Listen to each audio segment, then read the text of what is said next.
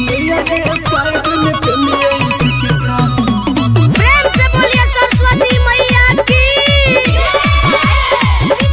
Dhirendra Dhadkan Hathiyagar Murauna Supaul. Mobile number 86 035 76 75 1। Saraswati माता तू ही विद्या के दाता, तू ही भाग्य विधाता, कर ध्यान देना गे।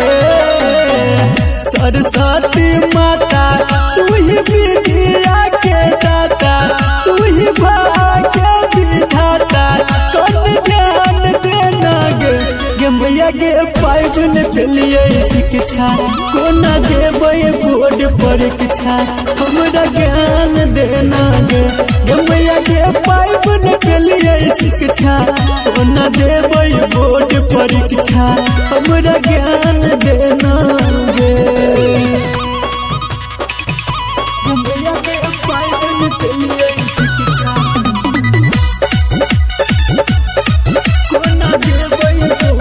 धीरेन्द्र धड़कन हथियागार मुरौना सुपौल। Mobile number 86 035 76 75 1।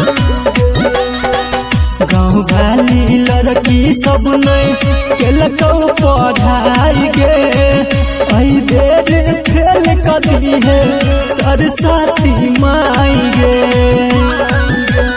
हाँ गे मैया गाँव वाली लड़की सब नहीं केलको पढ़ाई गे, आई बेर फेल कदी है सरस्वती माई गे।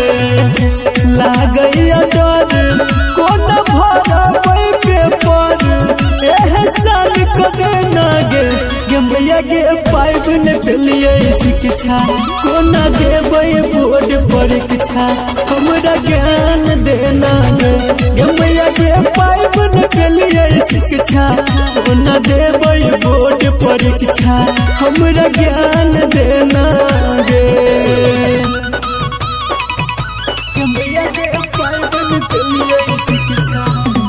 प्रेम से बोलिए धीरेन्द्र धड़कन हथियागार मुरौना सुपौल। Mobile number 86 035 76 75 1।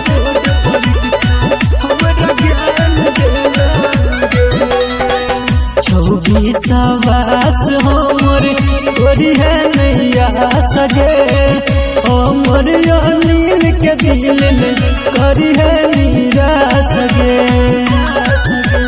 हाँ गे मैया 26 सवास तोरा पर तोरी है नैया सगे, हमर अनिल के दिल में करी है निराश गे। संदीप सुमन छुके कहै छौ चरण, अब के तोरा शरण, हमरा कानन देना गे। मैया के पाइप ने पेलिए शिक्षा, कोना देवे बोर्ड परीक्षा, हमरा ज्ञान देना गे।